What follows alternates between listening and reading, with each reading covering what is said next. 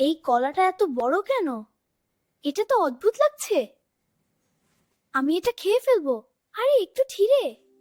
আহ! খুব মজা। আরো বড় হচ্ছে। এটা উপরে চলে যাচ্ছে। আরে এটা লাঠির মতো লম্বা। এটা থামছে না। দাদা দেখো কি হচ্ছে। মাহাদ, কিছু ভুল হয়েছে। কি ভুল করেছি?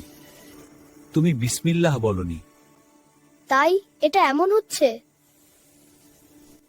আমি এখন বিসমিল্লাহ বলবো। তাড়াতাড়ি বলো। বিসমিল্লাহির রহমানির রহিম।